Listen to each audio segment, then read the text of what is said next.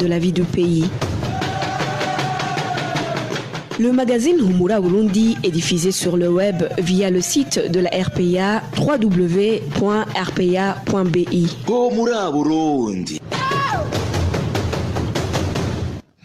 Désolé pour ce petit retard. Bienvenue fidèles amis de la RPA au magazine Humura Burundi de ce vendredi 10 mai 2019. Donc voici les principales articulations. L'avocat du général Cyril Ndayirukiye demande justice pour son client et sa famille. C'est après que tous les biens de ce haut gradé de l'armée burundaise en détention depuis 2015 aient été saisis par différentes juridictions du pays.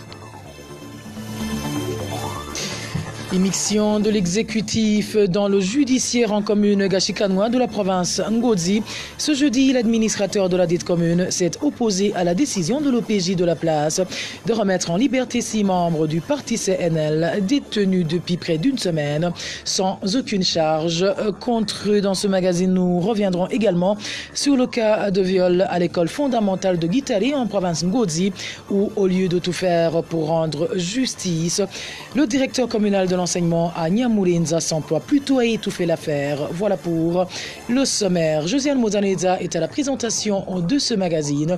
La mise en onde est assurée par ingénieur Égide Mnemero. Dans quelques poussières de secondes, le développement de ces titres.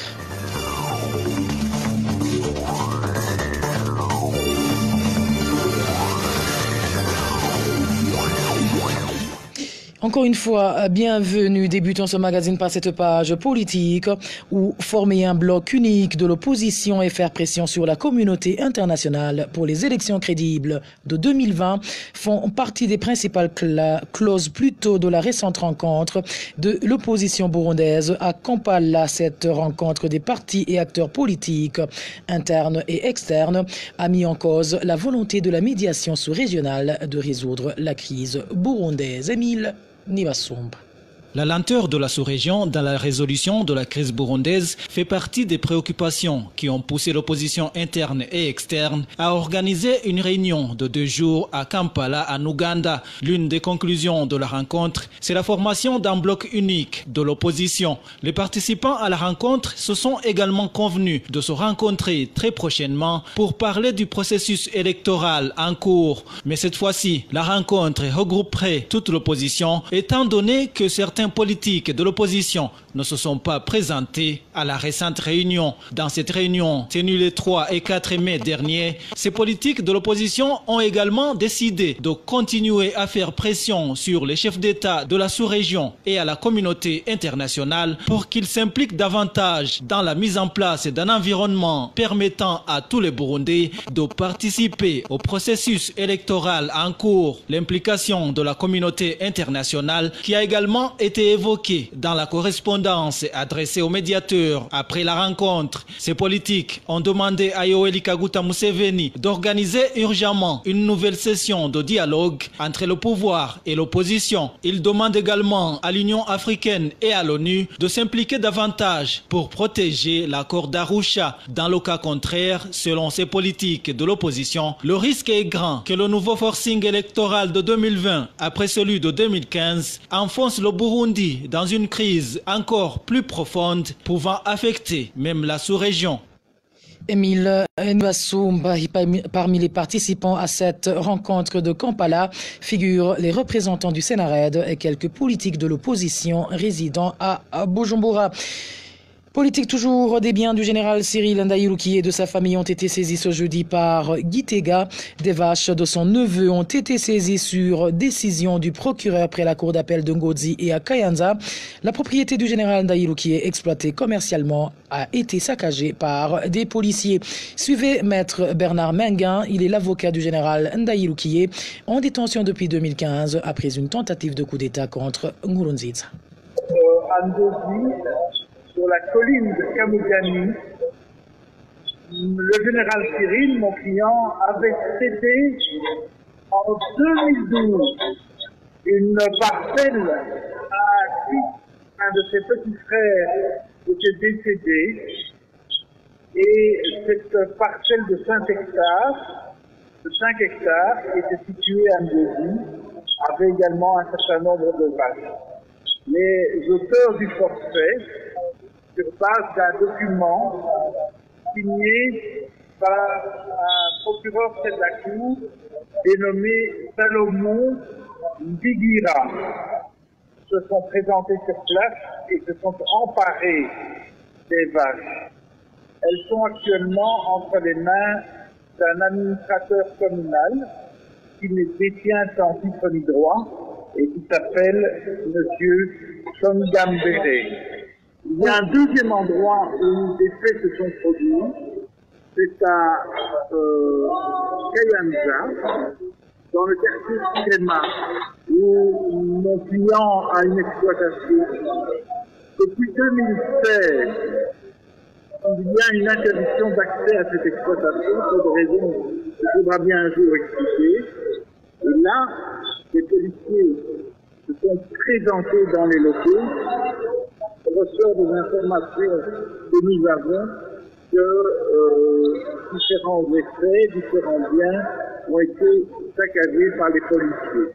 Nous sommes dans une opération de prise de contrôle du patrimoine d'autrui, sans titre ni droit. Et la défense du général Ndaïroukié demande justice pour son client et sa famille et l'arrêt des actes de spoliation des patrimoines des opposants du régime Nkurunziza. Encore une fois, Maître Menga. Je demande aux autorités de la région de Ngozi, officiellement, au nom de mon client, de faire les enquêtes voulues sous le bénéfice de l'urgence, car en tout cas, le neveu de mon client ne peut pas être tenu pour les faire reprocher à mon client. Et c'est quand même extraordinaire que cette opération d'appropriation de patrimoine soit en route. Permettez-moi de rappeler quelque chose de fondamental. Le général Cyril et les autres personnes qui actuellement se trouvent en prison ont été condamnées au niveau pénal. Elles ont été condamnées dans des conditions qui ne sont pas correctes au niveau des règles du procès équitable. Elles ont été privées de ce droit à un procès équitable.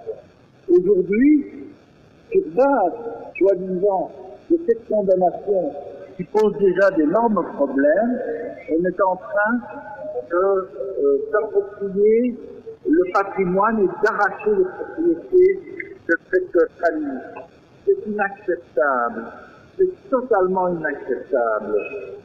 Je voudrais aussi attirer l'attention des gens et de la communauté sur le fait que ce n'est pas la première fois que dans des communes, dans des lieux au Burundi, on essaye d'arracher ou on arrache les propriétés de gens que l'on considère soit comme opposants, soit comme liés à des partis politiques opposants.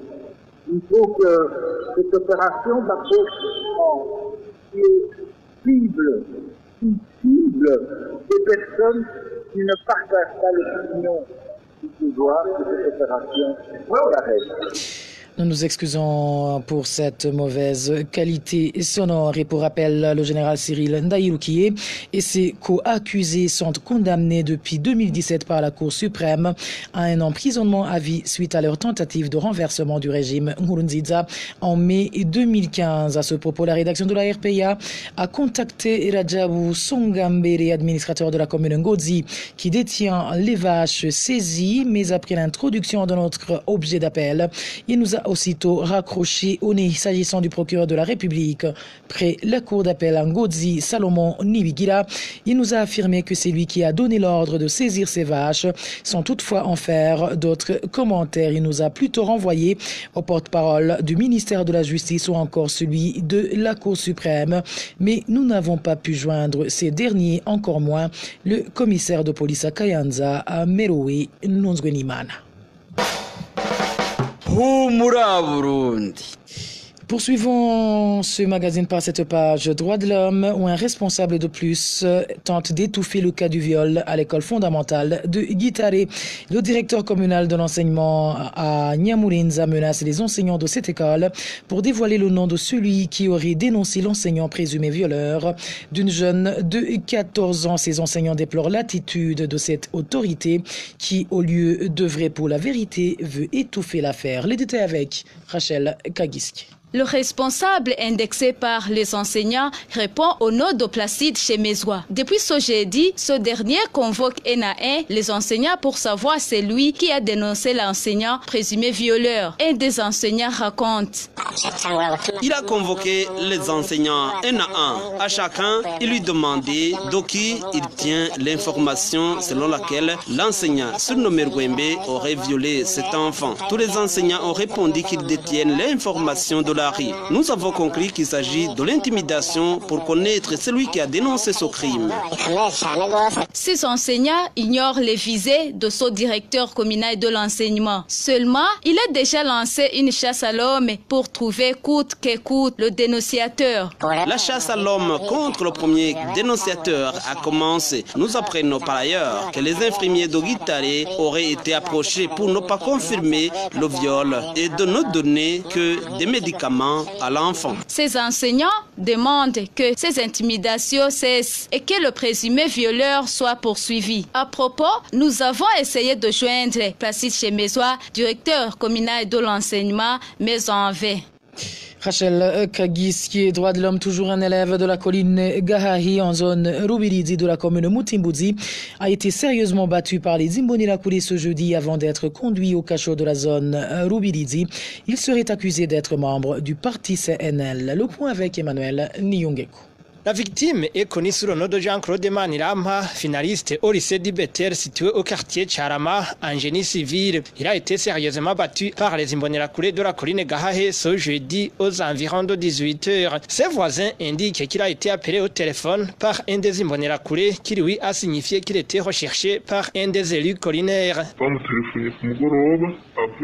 Il a été appelé le soir par Jonas lorsqu'il venait de l'école. Il lui disait que c'était un chef collinaire qui a besoin de lui parler. Il a quitté son domicile pour répondre à l'appel. L'Imbonerakure Dieudonné Nzeyimana, Didier, en collaboration avec le prénommé Jonas, qu'il a appelé au téléphone, ont battu à mort le nommé Jean-Claude Manirama avant d'être remis au commissaire de la police en commune Mutimbuzi, qu'il a conduit au cachot de la zone Rubirizi, explique notre témoin. Les Imbonerakure de la colline Gahahe, Jonas et Dieudonné l'ont pris et l'ont violemment frappé. Il l'accusait de posséder des messages dans son téléphone qui appellent à l'élection du CNL. Ils l'ont livré au commissaire communal de police à Mutimbuzi, le prénommé Gabin, qui l'a conduit à son tour au cachot de la zone Rubirizi. Bonaventure Nimbona, chef de la zone Rubirizi, confirme ces informations. Cet administratif dit ignorer pourtant les mobiles à l'origine de la détention du jeune homme. Je l'ai vu ce matin et effectivement, il a été tabassé. J'ai appelé au téléphone un des élus collinaires à Gahahe cité dans son dossier, mais il n'a pas décroché. Comme j'avais un dossier que je devais traiter à Bubanza, je n'ai pas eu le temps de m'informer sur son chef d'accusation. Côté famille et voisins, ils demandent sa libération. Nous exigeons qu'il soit libéré car il n'est accusé de rien. Il ne devrait pas être victime de son parti CNL dans la mesure où chacun adhère au parti de son choix. Nous avons essayé de joindre le responsable de la police en commune Mutimbuzi qui détient Jean-Claude Manirama, mais sans succès. Merci à toi Emmanuel Niyongeko. Toujours à propos de cette persécution et injustice dont sont victimes ces membres du parti CNL. 6 d'entre eux restent toujours en détention au cachot de la commune Gashikanois depuis 6 jours.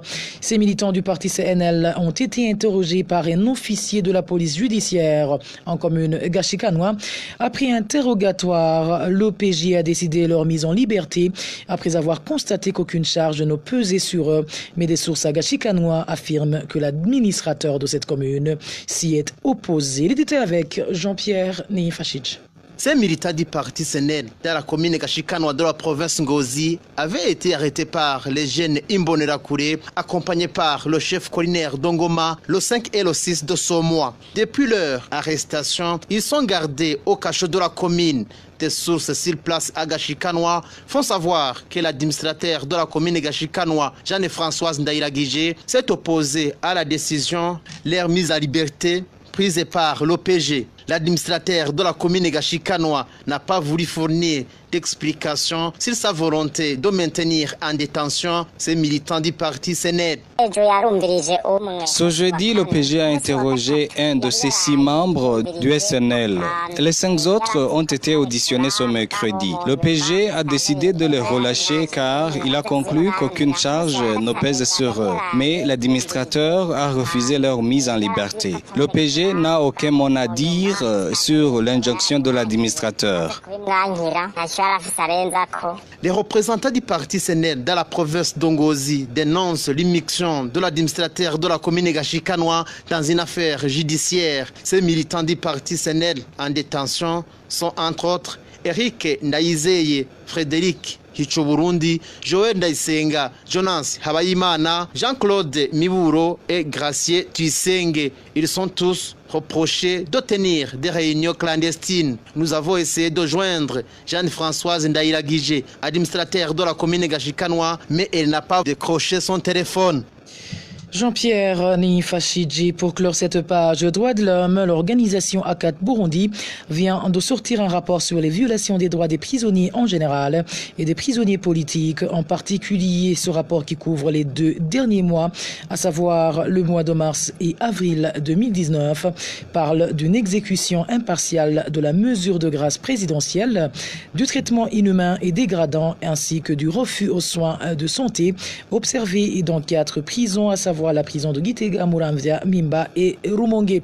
Se fait plutôt maître Claude Niburumonsi. Il est le chargé du département juridique au sein de ACAT Burundi. En ce qui concerne l'application d'une façon injuste de la mesure de libération des prisonniers, ACAT Burundi a constaté que la mesure de grâce présidentielle n'a pas profité aux prisonniers politiques. Lesquels prisonniers politiques relâchés sont soit ceux qui ont purgé leur peine, soit ceux qui sont acquittés. Et les 2 catégories ne peuvent pas rentrer dans la catégorie de bénéficiaires de la grâce présidentielle car leur libération est conforme à la loi Code de procédure pénale en ses articles 262 et 342 du Code de procédure pénale. ACAT Burundi salue quand même la libération d'une 40aine de prisonniers détenus à la prison centrale de Mimba qui a bénéficié quand même de cette grâce présidentielle. Pour ce qui est des traitements inhumains et dégradants, ACAT Burundi déplore que le phénomène récurrent de maltraitance des prisonniers politiques s'est fait toujours remarquer au cours de cette période et surtout dans la prison de Mimba. Les auteurs de ces violations sont des détenus membres du parti au pouvoir qui se déguisent dans ce qu'ils ont appelé comité de sécurité et qui opèrent en complicité avec la police et les autorités pénitentiaires. Une 30aine de prisonniers gardés en isolement dans un endroit communément appelé Tingi-Tingi et qui n'ont pas le droit au soleil ni à rencontrer ses co-détenus en est une illustration. En ce qui est des soins de santé, ACAT Burundi a constaté l'insuffisance des médicaments à l'intérieur des prisons et le refus de sortie pour les soins à l'extérieur, surtout pour les prisonniers politiques. Le cas Armado Dombori Pascal de la prison de Gitega illustre cette situation. ACAT Burundi a constaté aussi que malgré la mesure de désengorgement des prisons, il y a toujours une surpopulation carcérale.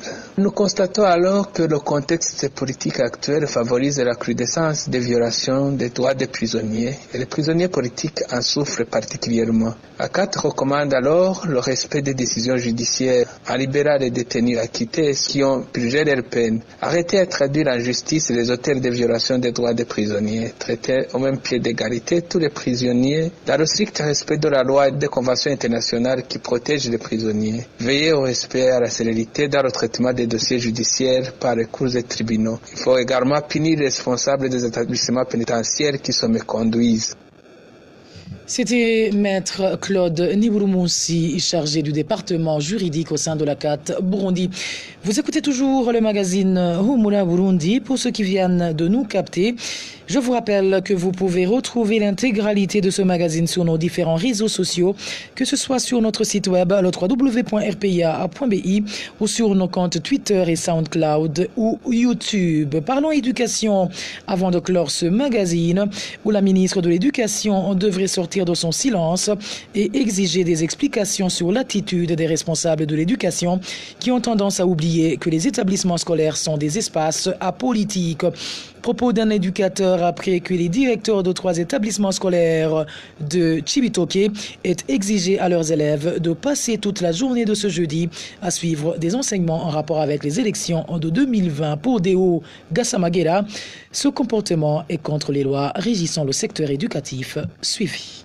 Ce n'est pas normal parce que c'est une violation flagrante de la loi, dans la mesure où la Constitution défend aux enfants de moins de 18 ans de participer aux activités politiques. Or, dans ces écoles, il y a encore des enfants qui n'ont pas encore 18 ans. Ensuite, non seulement les enfants qui sont encore au secondaire ne sont pas autorisés à participer à des activités politiques à l'école. Ce qui fait que faire sortir des enfants pour qu'ils aillent suivre des activités politiques est une grave violation de la loi. Deuxièmement, ils ont aussi violé le règlement du ministère de l'Éducation sur le fonctionnement des écoles. On dit que le milieu scolaire est apolitique. Tant que les enfants sont à l'école, ils sont protégés de ces activités politiques. Ce qui fait que c'est aussi une violation du règlement du ministère de l'Éducation en matière des écoles. Celui qui devait sanctionner ces éducateurs, c'est d'abord le ministre de l'Éducation lui-même, parce qu'il est le premier responsable du bon fonctionnement des écoles. Deuxièmement, nous avons aussi les parents. Les parents doivent crier haut et fort pour dénoncer ces violations de la loi qui se font dans les écoles ces derniers temps. À ce propos, la RPA a encore une fois essayé de joindre Jean-Pierre Ndirahisha, ministre en charge de l'éducation, mais son téléphone sonnait sans que personne ne décroche. Et voilà, chers fidèles amis de la RPA, c'est par ici que nous mettons un point final au magazine Humura Burundi de ce vendredi 10 mai 2019. Merci à vous tous qui nous avez tenu compagnie. Merci à toute l'équipe rédactionnelle qui m'a aidé à collecter toutes ces informations. Merci également à l'ingénieur Égide Mgemiro qui ont assuré la mise en onde. Sans oublier Jean-Pierre Nifachidje qui nous aidait à mettre ces images sur nos différents réseaux sociaux. À la présentation de ce magazine, vous étiez avec Joselle Mouzaneza. Excellente soirée chez vous.